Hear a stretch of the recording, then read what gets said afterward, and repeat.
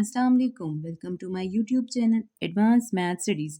उम्मीद करती हूँ आप सब खैरियत से होंगे। अगर आप चैनल पे नए हैं और अभी तक सब्सक्राइब नहीं किया तो जल्दी से सब्सक्राइब करें और साथ बने बेल के आइकन को प्रेस करें ताकि मेरी न्यू आने वाली वीडियोस आप तक बआसानी पहुँच सकें। आज की अच्छी बात, जो शख्स खुलूस नीयत और मेहनत के साथ कुछ अच्छा करने की कोशिश करता है, अल्लाह ताला इसके काम में बरकत डाल देता है। Class 9 mathematics, chapter number 1 real numbers, lecture number 4 exercise 1.1. So the topic is properties of equality of real numbers.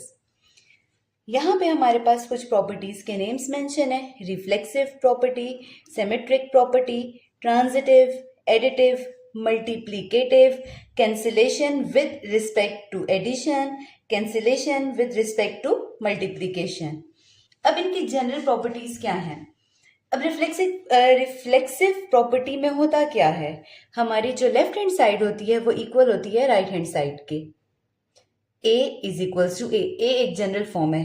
देखिए यहाँ मेंशन है जनरल स्टेटमेंट। ए क्या है? एक जनरल स्टेटमेंट है। सपोज अगर मैं अपने 1.1 के क्वेश्चन नंबर 4 की तरफ आऊँ, ये मेरा क्वेश्चन नंबर 4 मेंशन है, identify the properties of equality and inequality of real numbers that justify the statement. ठीक है, यानी यहाँ पे ये मिक्स क्वेश्चन है, इक्वालिटी के भी क्वेश्चन है और इनइक्वालिटी के भी क्वेश्चन है। मैंने इक्वालिटी के बारे में आपको बताया था कि जो इक्वल साइन जिसमें इन्वॉल्व हो ये इक्वालिटी कहलाता है, और जहाँ पे less than, greater than, less than equals to और ग्रेटर देन इक्वल टू का साइन इन्वॉल्व हो वो हमारे पास इनइक्वालिटी कहलाता है। तो मेरा क्वेश्चन नंबर 4 का फर्स्ट पार्ट है 9x is equals to 9x। तो यहीं से पता चल गया कि हमारी ये रिफ्लेक्सिव प्रॉपर्टी है कि लेफ्ट हैंड साइड इक्वल है राइट हैंड साइड के। तो मैं यहां मेंशन कर देती हूं कि ये कौन सी प्रॉपर्टी है? रिफ्लेक्सिव। इसके बाद सिमेट्रिक प्रॉपर्टी है, if a is equals to b then b is equals to a, कि जो हमारे पास a है वो इक्वल होगा b के, देन b इक्वल है a के। सपोज ये हमारे पास जो क्वेश्चन नंबर 3 है इसका 2x plus 3 is equals to y, यानी कि ये जो मेरे पास 2x प्लस 3 है मैं लेट कर लेती हूं कि ये मेरे पास a है इज इक्वल्स टू ये रहा b। अब b की वैल्यू क्या है मेरे पास? y is equals to a की वैल्यू क्या है? 2x plus 3। तो देखिए यहाँ पे ये प्रॉपर्टी हमारे पास कौन सी फुलफिल हो रही है? यहाँ पे सिमेट्रिक प्रॉपर्टी। पार्ट 3 में मैं जैसे जैसे अपनी आइडेंटिटी को आपको बताती जाऊंगी प्रॉपर्टी, साथ साथ क्वेश्चन को भी हम सॉल्व करते जाएंगे। अब ये प्रॉपर्टी है मेरे पास सिमेट्रिक। नेक्स्ट है मेरे पास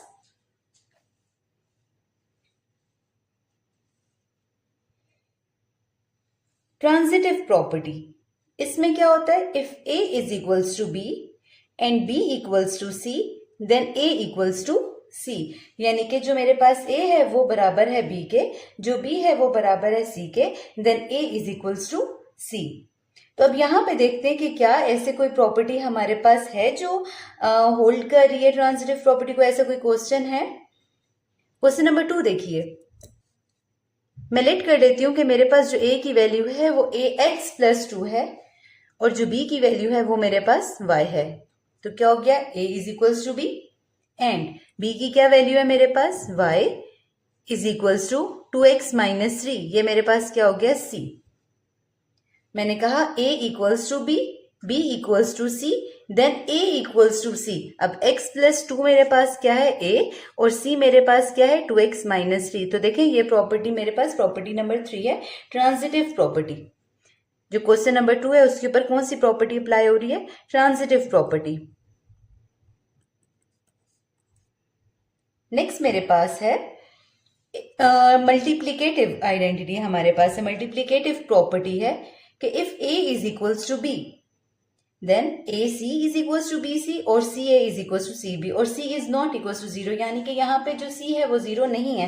इसमें बेसिकली क्या है, हम अपने, अगर मैं इस साइड पे आऊँ, लेफ्ट साइड के ऊपर मैंने दोनों साइड्स पे सी को मल्टीप्लाई कर दिया, खुद से काम किया है। जो काम मैंने राइट साइड पे किया है वही काम मैंने सेम प्लेस पे लेफ्ट साइड पे किया है, ताकि मैं जब कैंसिल करूं तो मेरे क्वेश्चन पे कोई फर्क ना पड़े। वापस a is equals to b बन गया। सेम अगर मैं c को पहले मल्टीप्लाई कर देती हूँ a से, और b को भी फिर b से पहले मैं c को मल्टीप्लाई कर देती हूँ, तो जब मैं कटिंग करती हूँ तो कटिंग करने पे वापस मेरे पास a इक्वल्स टू b आ गया। तो ये मेरे पास मल्टीप्लिकेटिव प्रॉपर्टी होती है बेसिकली। इसमें हम क्या करते हैं, अपनी, या मैंने लेफ्ट साइड पे अगर मल्टीप्लाई किया तो दोनों टर्म्स की लेफ्ट साइड पे मल्टीप्लाई करना है, अगर मल्टीप्लाई किए राइट साइड पे तो दोनों टर्म्स की राइट साइड पे मैंने मल्टीप्लाई करना है। अब मैं यहाँ देख लेती हूँ कि क्या मेरे पास कोई ऐसी प्रॉपर्टी है जो मल्टीप्लिकेटिव प्रॉपर्टी को होल्ड करे। अब देखिए, if 3 is less than 4, 3 less है 4 से, then -3 greater than -4, 3 is less than 4, -3 greater than -4। अब यहां पे क्या करना है हमने, देखें, -3 ग्रेटर देन -4, अगर मैं, एक तो पहली बात, ये जो माइनस साइन है दोनों टर्म से पहले यूज किया हुआ है, ठीक है, यहाँ 4 से भी पहले और 3 से भी पहले। अगर मैं कैंसिलेशन करूं माइनस को, तो जैसे ही मैं दोनों साइड से माइनस को खत्म करूंगी हमारी इक्वालिटी चेंज हो जाएगी। पहले अगर ग्रेटर देन है तो लेस देन में कन्वर्ट हो जाएगी ये, क्योंकि हमने माइनस साइन को खत्म कर दिया। या फिर ये उस केस में भी होता है कि अगर मैं अपने इस माइनस साइन को दूसरी तरफ ले जाऊं तो भी इक्वलिटी चेंज हो जाती है। तो वापस देखें, 3 is less than 4, then -3 is greater than -4, तो मतलब कटिंग वगैरह करने पे हम वापस अपनी ओरिजिनल शेप में आ जाएंगे। तो ये हमारे पास कौन सी आइडेंटिटी है, मल्टीप्लिकेटिव।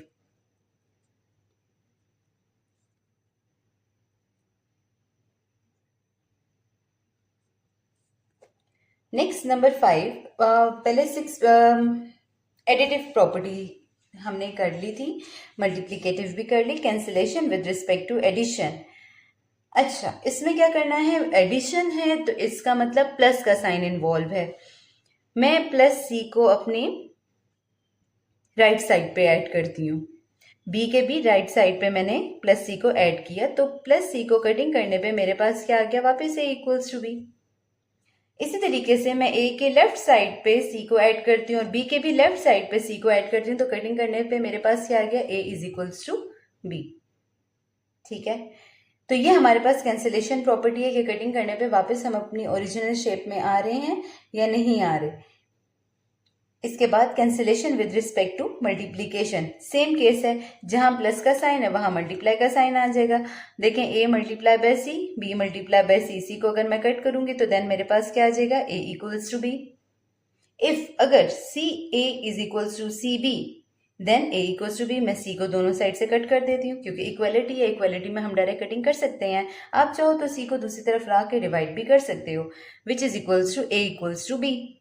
और यहाँ पे भी याद रखना, मल्टीप्लिकेशन के केस में c नॉट इक्वल्स टू 0 होता है, यानी कि c की वैल्यू 0 नहीं होती। अब देखते हैं क्वेश्चन नंबर 4 के 5th पार्ट को, कि if 2y plus 2w is equals to p and p is equals to 50, then 2y plus 2w is equals to 50। तो ये जो हमारे पास हमारी 5th प्रॉपर्टी है, ये बेसिकली हमारे पास कौन सी प्रॉपर्टी है, ट्रांजिटिव प्रॉपर्टी है। ये देखें, a इक्वल है b के, b इक्वल है c के, then a equals to c। ये देखें, ये a है, a is equals to b, ये आ गया b is equals to c, then a is equals to c। तो ये कौन सी प्रॉपर्टी है, ट्रांजिटिव प्रॉपर्टी है।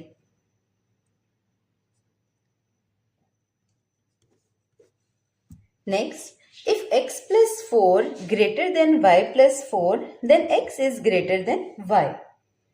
तो अब ये मेरे पास कौन सी प्रॉपर्टी होगी, प्लस है तो हमारे पास एडिशन की प्रॉपर्टी है, क्योंकि मेरे पास राइट साइड पे +4 ऐड हुआ हुआ है और यहाँ पे भी राइट साइड पे +4 है। जब मैंने इनको कैंसिल कर दिया तो मैं किसकी इक्वल आ गई, x is greater then y, मेरे पास क्या बच गया, तो ये मेरे पास है कैंसिलेशन, कटिंग हुई है ना, तो कैंसिलेशन विद रिस्पेक्ट टू, किसकी रिस्पेक्ट से हमने काम किया, प्लस यानी एडिशन की रिस्पेक्ट से हमने काम किया। ठीक है, नेक्स्ट नंबर 7 हमारे पास है 2 is less then 5, 5 is less then 9, 2 is less then 9, यानी 2 क्या है मेरे पास ए, 5 क्या है बी, 5 क्या है बी, 9 क्या है सी। तो मेरे पास क्या आ जाएगा, 2 क्या है मेरे पास ए और 9 मेरे पास क्या है सी। तो मेरे पास क्या हो जाएगा, A is less than B, B is less than C, then A is less than C. तो ये मेरे पास कौन सी प्रॉपर्टी होल्ड करेगी, ट्रांजिटिव प्रॉपर्टी होल्ड करेगी।